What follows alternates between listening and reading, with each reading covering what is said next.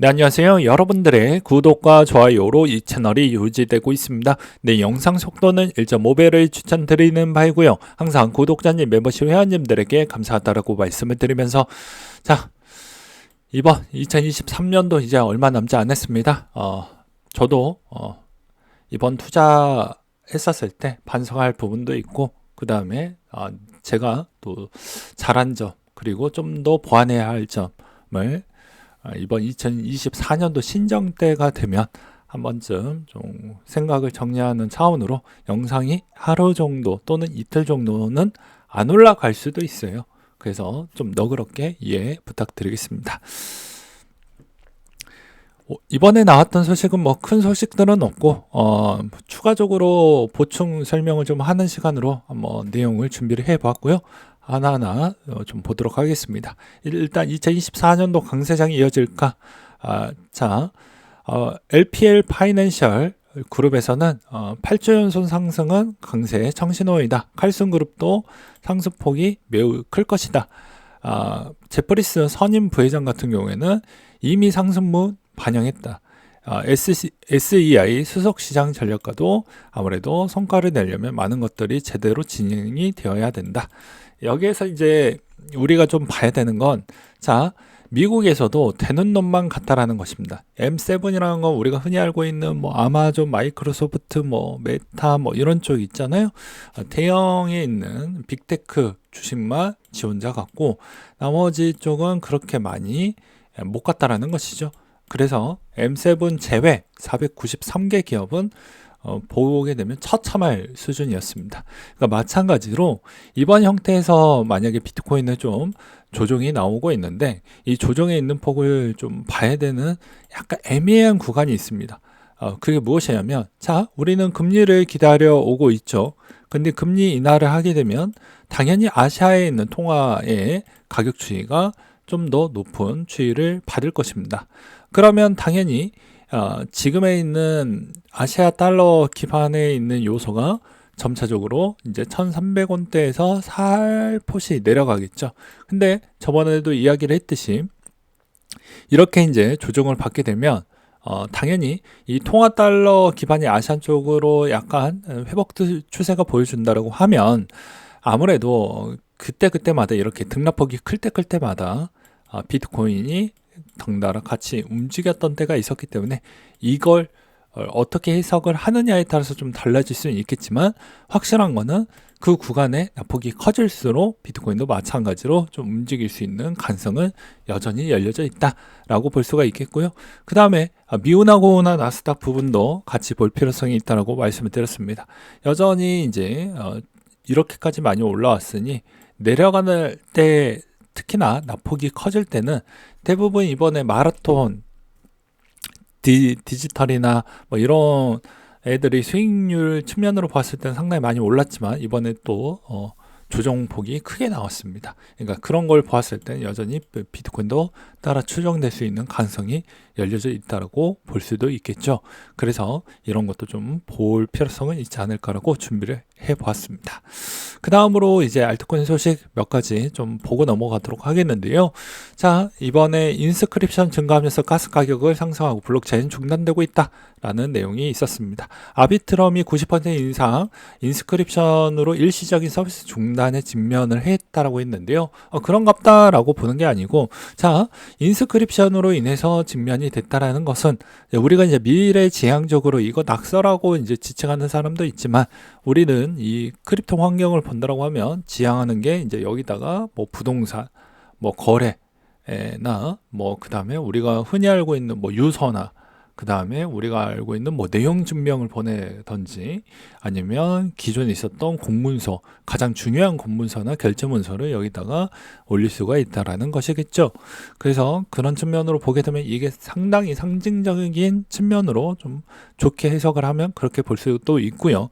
그 다음으로 또 충분히 서비스 중단이라는 것은 여러분들이 좀 이걸 싫어할 수도 있고 어떻게 보면 좋아할 수도 있겠지만 비트코인 시장의 가장 근본적인 부분은 개발 속도 대비보다 참여자가 급격하게 늘어나는 그 시즌이 매 반감기 시즌하고 거의 유사하게 이루어졌던 측면이 있었습니다. 그러니까 즉 참여자가 많아지니까 가스 가격이 좀 늘어날 수밖에 없거든요. 이 가스 가격만 보고도 지금이 불장이구나 아니구나 이런 것도 상식적으로 알 수가 있겠죠.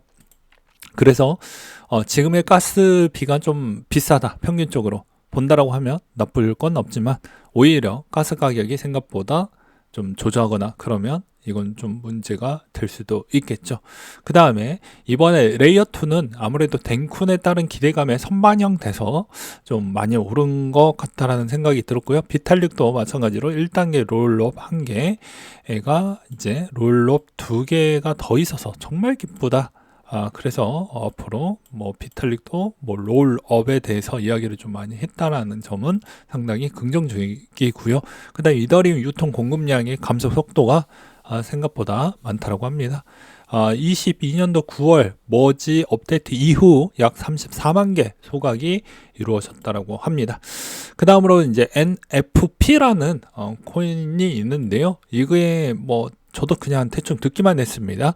어떤 분이 다계정이 최고라는 가설을 깨주는 이번에 좀 상징적인 이런 전략이 또 있었다라고 해서 갖고 왔는데요.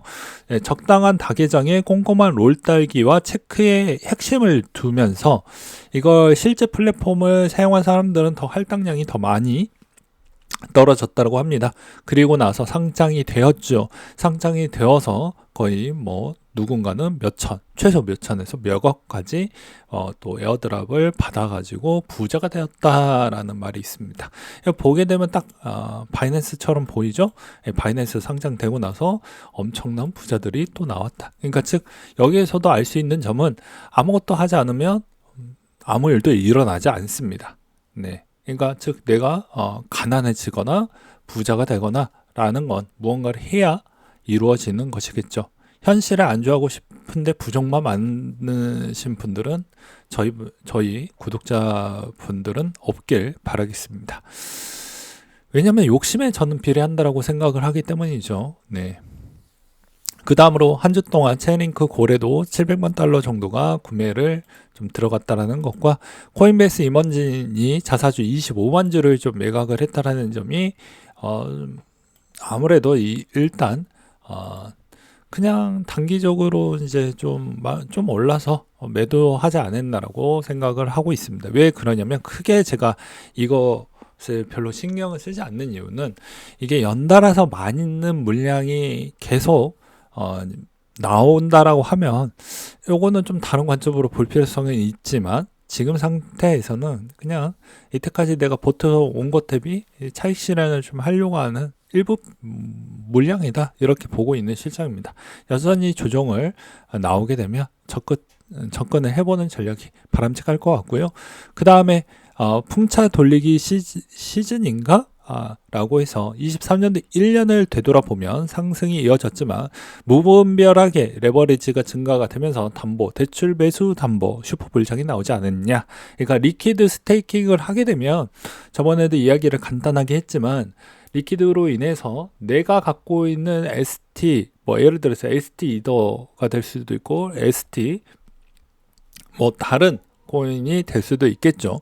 그러면 예를 들어 가지고 그렇게 해서 받았는데 기존에는 그런 특정 코인으로 받았다라고 하면 여기에서 또 다르게 담보물을 다 설정을 받지 않고 거기에서 일부분만 남기고 나머지 거를 또 다른 스테이블 코인으로 바꿔서 재투자가 가능했기 때문에 좀 더 유연한 측면으로 디파이가 좀 더 올라갔던 측면이 있었습니다. 그래서 이때도 랜딩 프로토콜 비중이 올라갔었고요. 그걸로 제가 저번 실시간 방송에서도 말씀을 드리기도 했었죠. 그래서 개념만 잡고 가시면 됩니다. 너무 깊게 봐야 수익성에 그렇게 비례하지는 않기 때문이죠. 그 다음으로 저번에도 이야기를 했지만 ETF 부분이 열리게 되면 좀 더 긍정적이라고 볼 수가 있는 점은 일단 단기적으로는 ETF가 되면 MMF 자금에 비례를 해서 이야기를 했죠. 여기는 대기성 자금이기 때문에 이제 여기가 조만간에 올라갈 부분은 한계점까지 올라갔다라는 것입니다. 23년도 여기까지 올라갔거든요. 이제 이게 좀 내려갔습니다. 리츠나 이런 쪽으로. 왜냐면 나스닥이 지수가 더 올라가지 않고 이렇게 했을 때 상대적 저평가 있는 리츠, 금융 이런 쪽으로 좀 많이 갔거든요. 헬스케어 쪽이랑. 그래서 나머지의 이제 승인 시점에 따라서 나머지 MMF 자금은 아무래도 비트코인 요즘 핫하니까 그쪽 ETF도 분명히 들어갈 것이다 라고 저는 주장하고 있습니다. 그 다음에 에이다 24년도 로드맵을 보게 되면 하드포크, 그 다음에 커뮤니티 거버넌스, RWA, 타사 DF 개발, 그리고 네트워크 상호 운영성 증대, 콘텐츠 제작 정도를 할 거라고 합니다. 그 다음으로 캐시우드 아크 인베스트 내용을 업데이트 내용 나온 게 있어서 설명을 드리려고 하는데요. 비토, 제가 좋아하는 비토를 매입을 했다라고 합니다. 그러니까 보았더니 이번에 다 팔고 이제 보았더니 GBTC 세금 규제 불확실성이 있어서 팔았어요 라고 이야기를 했다라고 합니다. 그 다음으로 채굴자들이 24시간 동안 3,000개 비트코인을 매도를 했다고 하는데요. 고정비 부분과 앞으로 반감기 때에 따른 일정 고정비를 먼저 선으로 확보하려고 하는 차익 실현 물량이지 않았을까라고 보고 있고요. 고팍스에서 나왔던 내용은 자, 현물 ETF 반감기 금리 인하 중심으로 좀 보고 있습니다라고 고팍스는 그렇게 보고 있는 것 같습니다. 시장의 유동성 공급하고 상품의 다양성이 열리는 2024년도이고 전통 금융을 중시하면서 상승 전망 그리고 가격 상승 영향력이 감소했다라는 평가도 존재를 한다고 합니다. 나스닥 비트코인 그래프는 금리에 따라 가격 변동성과 우상향 확률이 장기적으로는 높게 보고 있다고 합니다. 지금에 있는 상황도 비트코인 잠깐 주춤을 보여주고 있는데 제가 봐도 이 51선을 한번 터치할 확률이 매우 높기는 해도 계속 이렇게 횡보하면서 내려간다고 하면 그 낙폭이 커질 때 우리는 한 번의 분할 관점으로 접근하는 전략이 매우 괜찮은 전략으로 보고 있고요. 미우나고나 이제 여러분들이 좀 아셔야 되는 것 중에 하나는 여전히 이더리움이 좀 괜찮게 저는 보고 있는 실정입니다. 네, 왜냐?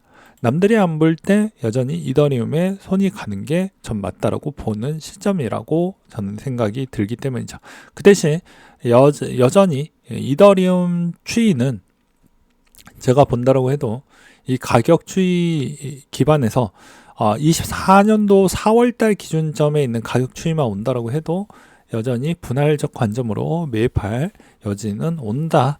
300만 원대는 약간 비싸기 때문에 300만 원 살짝 깨지는 그 순간대까지 기다렸다가 매입하면 단기적으로 차익도 낼 수 있을 것 같고요. 장기적으로는 웬만하면 더 낮은 가격대를 분할적 관점으로 매입해 보는 게 맞지 않을까 싶습니다. 오늘 내용 여기까지 준비를 했고요. 이상으로 마치도록 하겠습니다.